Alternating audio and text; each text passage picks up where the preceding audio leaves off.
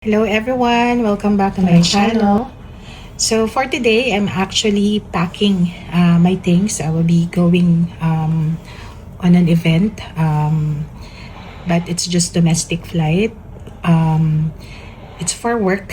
So I'm thinking maybe this is good time for me to upload another video, but this is more of what's in my makeup bag for during travel. So here's my travel bag. And then I'll open it so that you would know what's inside of it and what would, best makeup that I will bring, especially during the event. Yeah, so, okay. So, this is already random, but maybe what I would do is I will put everything out and then I'll discuss with you based on how it is being used step by step. Okay? Okay, so let's start with serum. So right after bath, I would normally have my toner. I do have my toner on the other bag, which is toner pads because that's for travel. And then right after the toner pad, this is the first time that I will be using it. This is the Toriden. The toner pad is also Toriden. So it's my first time trying this product. It's a Cell Amazing product from Toriden. So this is ampule or serum. So this is small. This is actually a freebie from Toriden when I bought some of their products. So this is really perfect for travel. Right after serum, I will be having my moisturizer, which is also Toriden. First time also to use it. So it comes with two cream. So there's a big size and then this one is together with that. So I think that's 80 and this one is 20 ml. So I will be bringing the smaller one. First time to use as well. So right after moisturizer, that would be sunscreen or sun lotion. So I really love this one. This is Arcadia Beauty. Perfect siya kasi pwede na rin siyang primer as well, not just sunscreen. So this is really sticky that your makeup would stick into it. So I really love this. I will bring this as well. After sunscreen, primer. So I have Guerlain primer. This is one of the item that I bought with Anna Kai during her garage sale. So this is really good. I've tried it several times already and I really love the effect on the skin. So it really make my makeup long. So that's Guerlain. And then makeup, I also bring skin tint / makeup. So for for foundation, I mean. So for foundation, I will be bringing my Giorgio Armani.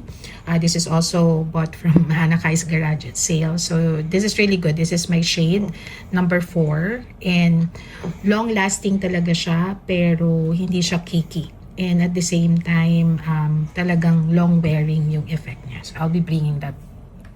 So I will be in an event one day and then the next day it's just a normal work. So I also bring my one of my favorite skin tint, which is Skintific. So I'm in the shade vanilla. So I will be bringing this if the next day after the event. Okay, so right after that is concealer. So I will be bringing with me. This one is more of concealer / color corrector. This is in light peach. This is Get Ready With Me. This is in the shade light peach. So after this, I will be having my concealer, which is the Milk Makeup, as my concealer. And then right after that would be powder. So for powder, actually, I just tried this one. I'm thinking if I will bring this because this is huge packaging, or if I will be having, travel case that I can, refill this one. But this is really good. It's just twice that I've try this, but this is really good. Sobrang tagal talaga, long lasting siya, hindi siya nag-oil up agad. So I'm thinking if I will be bringing this. But this one, sobrang na-amaze ako for this powder. This is C Makeup. I'm in the shade Milk Ban. So I think this is Chinese makeup, but this is really great.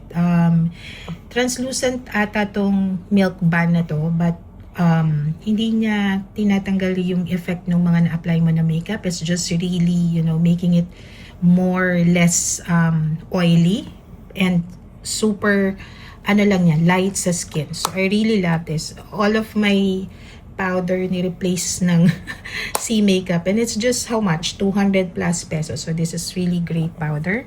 So after powder would be contour. So sorry, I forgot. I normally do this before powder. This is sobrang gamit na, if you would see. Marumi na siya because this is my favorite. I've been using this daily. This is the Arcadia Beauty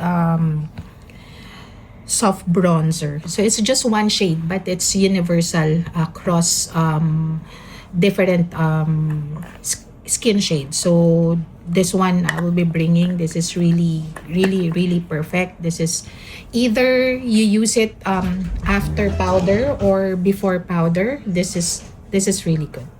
Okay, so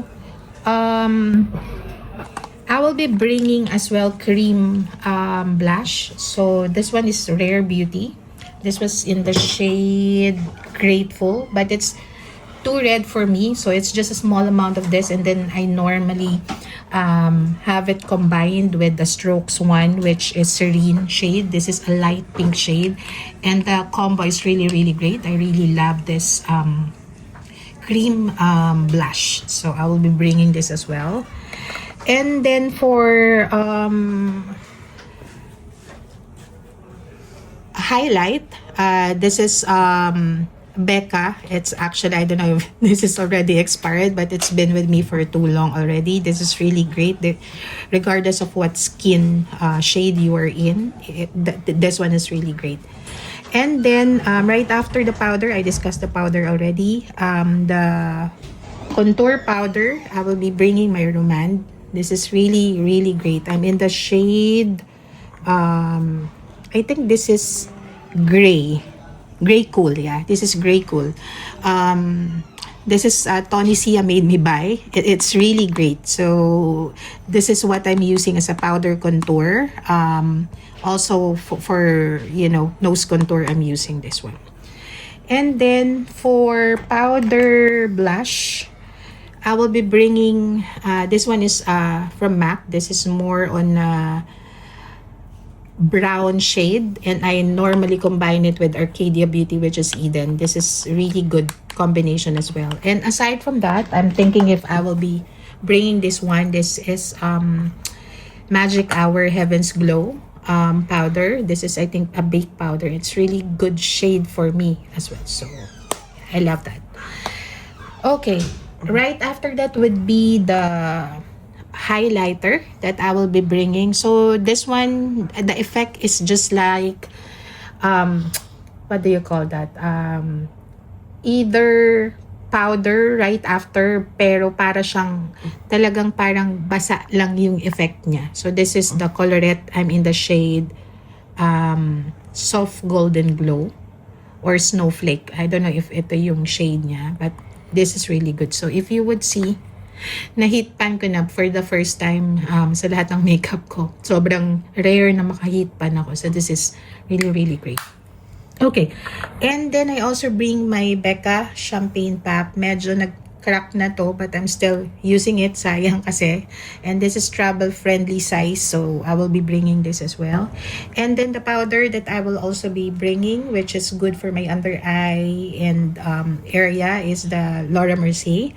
The normal translucent powder. So this is a travel size. I do have my big size as well, but I will be bringing this. Okay, and then next one, the eyeshadow. So I will be bringing my small one. I do have chunky eyeshadow with the several choices, but since it's for travel, I will be bringing my Huda Beauty Coral Obsession palette. So that's how it looks like. This is more of actually it's coral, but since my dress for the event is beige, I think it would be perfect combination. And then I also bring my backup. I haven't used it yet. I think I bought it in Thailand, but since it's travel friendly size, I will be bringing this as well. So it's an option if I want to have it on a pink shade eyes. This one is more in a coral. Okay, so the next one is lippies. So for lippies, I will be bringing my Sunny's Face lip liner. This is in the shade Nudie. I super love it. If you would see, konti na lang siya. I've been using this daily as well. It's perfect in every lipstick that I'm using, or those lipstick that would, what do you call that? Those stain lippy. It's also perfect. And then together with this, it's a combo for me, this MAC lipstick. It's in the shade, what shade is this? Whirl. I think it's Whirl. It's more of a dark, somehow nude, but leaning on the dark shade. So I'm normally tap it just on the upper lip, and then I'll scatter it across. This is more on nude brown shade. So this is also a perfect combo for me. Okay, and then right after that would be setting spray. So since this is just a small bag, this is, I think I do have two small setting spray with me. It's easy and get ready with me. So I will be bringing the easy one. It's much okay, especially long lasting makeup expectation. So this is good. But since there's also an event, I will be bringing my L'Oreal Infallible 3-second setting mist. This is 36-hour no transfer. I can say that it really is. Para siyang actually hairspray. Yun din yung mafe-feel mo sa face mo. Para siyang hairspray. Pero just tolerate that feeling, because the effect is really long lasting. Super long lasting. So even at night, maglalast pa rin yung makeup mo. Okay? And then for curler, I will be bringing sobrang dumi na ever trusted Shuyemura curler, because this is really perfect for Asian eyes. Ito lang ata yung, aside from Careline, yung yellow na curler na hindi niya naiipit yung pilik mata ko, na hindi siya masakit. So I really love this. And then together with this would be my Romand mascara. This is in brown shade, because normally pag black parang masyado na siyang dark for me on my eyes. So I'm using the brown one. Okay, and then for lippies as well, normally as a combo with Sunny's Face, I also bring with me my Estee Lauder lipsticks. This is also nude. So majority of my lipstick, 80% fall of my collection in lipsticks are all nude. Yeah. So I'll be bringing that. For eyebrows, this is really good. I just really recently used it, I think a month, pero sobrang perfect niya. It's Absidy. So normally I will be applying this first, and then itatap ko sa skin ko yung eyebrow, so that mag-stick siya doon and tumaas talaga siya. And then right after that, doon ako maglalagay ng Sunny's Face na eyebrows, which is light brow. I don't know what shade is this, but yeah, a warm brown. So I'm using the warm brown of Sunny's Face.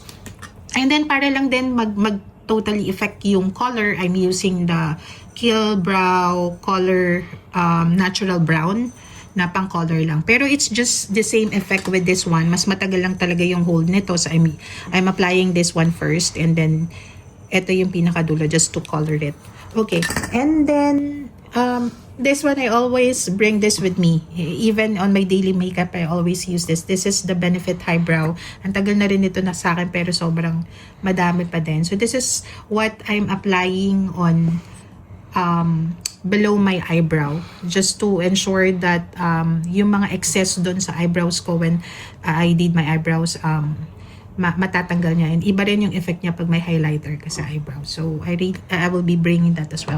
Okay, I forgot before I put all my makeup. So preparation is for the normally I'm doing some lip scrub, pero for now since it's just 2 days lang naman outside yung travel ko, it will just be the lip balm. So I'll bring it with me my La Mer lip balm. Okay, so aside from that, I'm thinking if I will be bringing my cluster eyelashes. Pero to be honest and transparent with you guys, hindi ako marunong talaga mag-apply. So I'm usually just trying it. That's why I bought this one. So first time kong ginamit, I asked my daughter to apply it on me. Pero ngayon, she's not with me during the travel. I don't know if I can use it. Siguro magpapaturo ako. And then this one is free, I think, when I bought something in Shopee. So this one is more on event type cluster. This one is more on the daily cluster. So let's see if I can use it, kung makakapag test ako on how to use it. Yep. I think that's it for makeup. And then for makeup tools, of course, magdadala tayo na makeup tools. So, ever tested, pangalawa ko na ata ito o pangatlo, yung kay Ann Klutz na puff. So, it's more on a foundation puff. Medyo madumi na yung lagayan. It's kay Ann Klutz yan, Easy Brushes. I really love that. Ang ganda, hindi rin siya, kumbaga, sumisip-sip ng product. So, tipid din siya. And then, at the same time, itong big, Ann Klutz din to, na big powder, puff nila. Ayan. I will be bringing this as well. Kasi mas madali ka nang mag-makeup kapag malaki yung powder puff. Okay, so this one is I'm using for powder and then brush just to ensure that everything is scattered. Yan. So, I think that next is my brushes. So, for brushes, actually, konti na lang to.